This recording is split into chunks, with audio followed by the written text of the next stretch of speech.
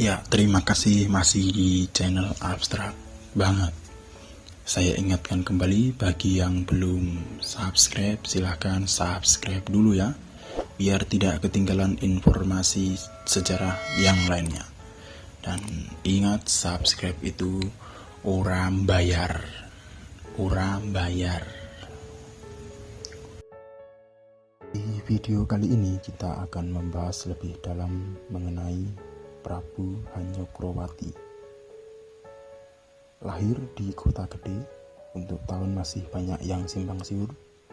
Wafat pada tahun 1613 di desa Krapyak.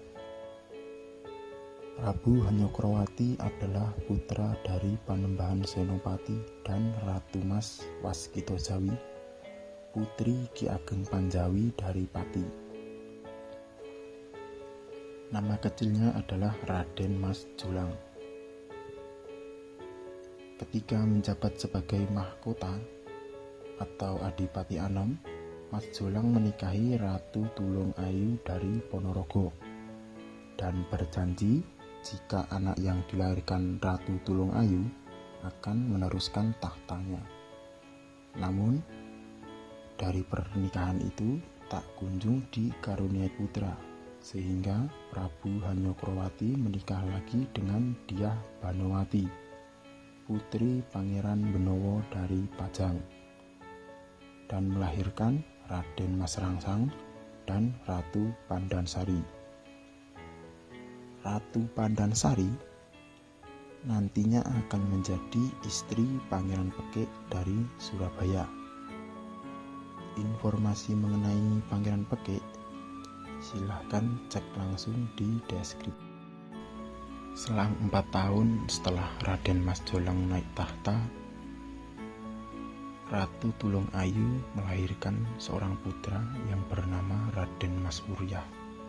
Tetapi pada saat itu, gelar Adipati Anom atau putra mahkota sudah terlanjur dipegang oleh Raden Mas Rangsang. Peran awal Prabu Hanyokroowati dimulai saat Adipati Pragola dari Pati melakukan pemberontakan pada tahun 1600.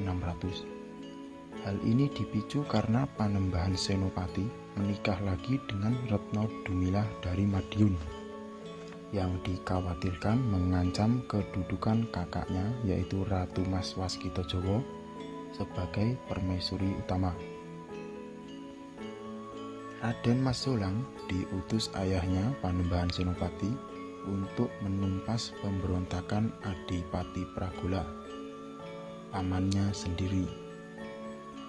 Tetapi karena kesaktian Adipati Pragola sangat tinggi, Raden Mas Jolang jatuh pingsan saat berhadapan langsung dengan Adipati Pragola, sehingga pasukan Raden Mas Jolang terpaksa mundur.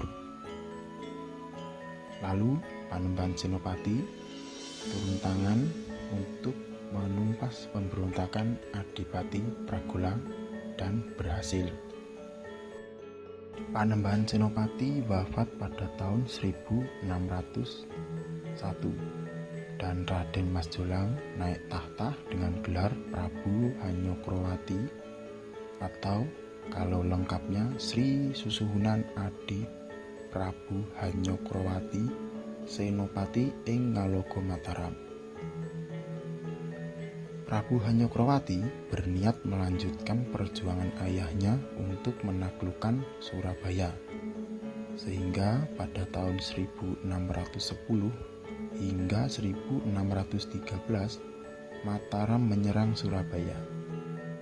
Tetapi sampai akhir 1613 Mataram hanya mampu melemahkan ekonomi Surabaya dan belum bisa untuk menaklukkan Surabaya. Belum sempat menaklukkan Surabaya, Prabu Hanyokroowati mengalami kecelakaan saat berburu di hutan Krapyak dan meninggal dunia pada tahun 1613. Kemudian tahta Mataram dilanjutkan oleh Raden Mas Rangsang. Tetapi karena Prabu Hanyokroowati terlanjur berjanji kepada Ratu Tulungayu jika anak yang dilahirkannya akan menjadi Raja Mataram, maka Pangeran Martopuro dijadikan Raja Mataram dengan gelar Adipati Martopuro selama 1 hari dan digantikan oleh Raden Mas Rangsang. Seterusnya, Raden Mas Rangsang nantinya akan bergelar Sultan